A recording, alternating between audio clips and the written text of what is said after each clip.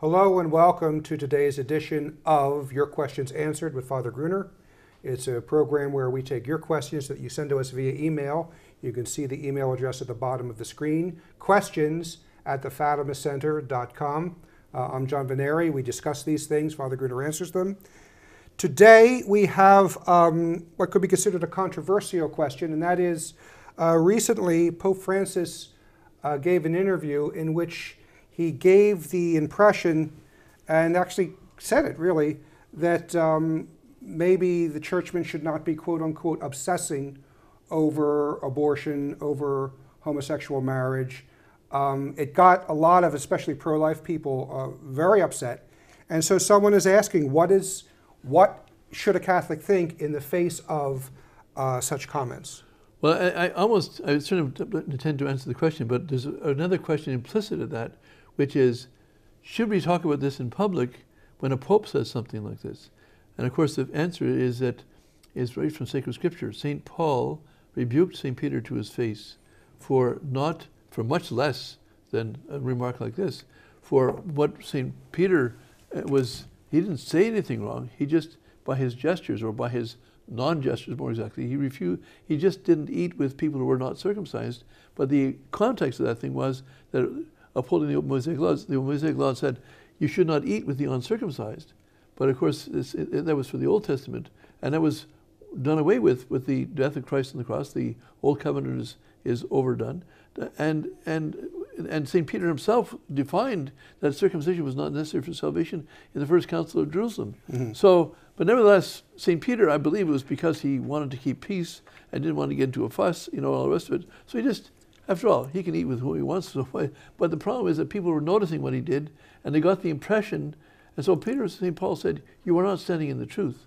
Now, all the doctors of the church and St. Peter himself acknowledged that Paul was right and Peter was wrong. Yes, Peter, St. Thomas Aquinas, they were Bellarmine, you go right down the line. Yeah. So in turn, before we answer the question, is it right to deal with these things in public?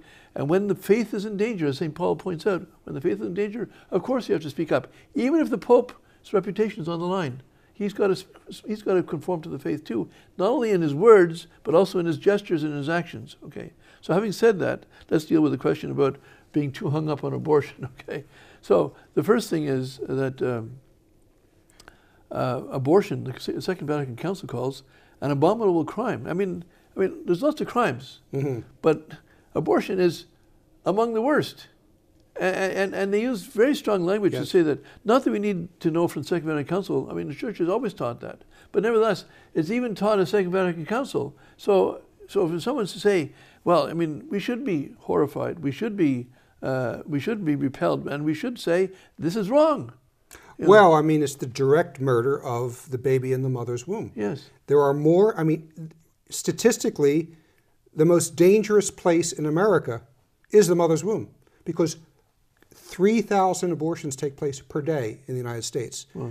Name anywhere else where there's 3,000 deaths per day of one single thing. Well, the Twin Towers was about 3,000. Yeah. And they're still fussing about it. Not to say it wasn't a terrible thing, but if they're going to make such fuss over the Twin Towers, they should be making that fuss over the abortion of every day. And I don't see any fuss there because people are already spiritually dead. They haven't got any. Well, that's it too, because these evils keep going on. And our churchmen, first of all, I don't see our churchmen obsessing over these things. We're all screaming to our bishops, please talk more, say something. Most of the time they don't say anything, or it's a very weak statement. And they don't follow through with, sanctions against pro-abortion politicians or anything like that. The church itself, the law of the church says, for those who are directly involved, and I'm not a canonist, although I can go, but certainly anyone who's involved in having an abortion, certainly that's the doctor and that's the mother. And I would think that the nurse assisting, but certainly the doctor and the mother are excommunicated, if they're members of the church, by one abortion. They're excommunicated. They can't go to communion. They're not part of the church. They've cut themselves off from their own salvation by one act. It can't be forgiven, but they have to go through a procedure to be forgiven. It's not just, so mm-hmm. Why does the church say, the church not just, today, it's still in the law today, it's still, from 1983, it's still there from the Second Vatican, it's been there all the time. So, I mean, has the church all of a sudden been wrong for 2,000 years, and this Pope comes up and says, we're making a fuss over this? I'm sorry, the Pope is wrong, not the people who have understood the church and what the church has taught for 2,000 years. This is, what else can you say? You know, now, maybe he didn't say it, maybe he's misquoted. I don't know, I wasn't there. But if he said such a thing, I'm sorry, he's wrong. Well, there was something similar, too, that I read that during World Youth Day in Brazil this year, on the plane coming back, the journalist asked the Pope, why didn't you talk about abortion? You had all these young people there. This is what you would call a teaching moment. Why didn't you talk about abortion? Why didn't you talk about homosexuality? His answer was shocking. He said, well, the young people, they know that. They know it's a problem, and World Youth Day is supposed to be a fun event, a happy event. Unfortunately, I only wish he was correct. But I mean, they don't know, for one thing. Well, that's the whole thing. I mean, now, it's my estimation and the people I meet. I mean, how is it that we have 3,000 abortions in a day? Multiply that times 300. You're looking at, is it 90,000 or 900,000 abortions in a year in the United States? No more like 900,000 in a year in the United States. I mean, obviously, there's 900,000 youth. You know, and it's not just the mother. With all respect to her, I mean, it's her companions.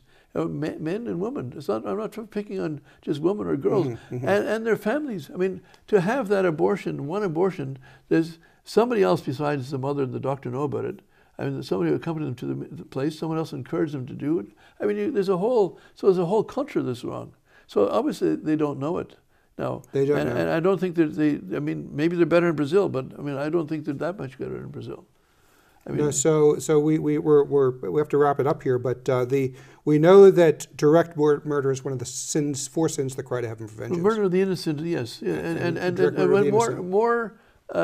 more innocent than an unborn child. He hasn't committed any sin himself, so he certainly doesn't deserve to be done to death.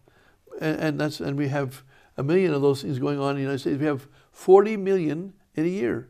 If you start counting up this age of our time, we have 40 million. Some tell me it's 42, but let's not quibble over a couple of million. 40 million a year since 1984 is over 1 billion people. 1 billion people, that's 1/7 of the world's population, have been wiped out, have been exterminated by this error, which Our Lady warned that Fatima would come from Russia. Russia is the first country to legalize abortion, and we are still suffering that error. There's many other errors, but that's one that's killed 1/7 of today's world's population. It's phenomenal. It's horrendous. And you know, to getting back to what I said earlier, is the fact that for the most part, our bishops have been very quiet. They have not. I mean, as I said, I would love to see this obsession that's talked about, but all of us for decades have been saying, please stand up and fight this. Just don't do a little pastoral letter where it gets printed and nobody reads these things anyway. But really fight to win, the way the enemy does. The enemy fights to win. I'm all in favor of them writing, because for those who read, that's great. But for them stand up and speak. Put some teeth into it. Yeah, absolutely. All right, well, that's all we have time for today. We'll pick up with other aspects of this in the next program.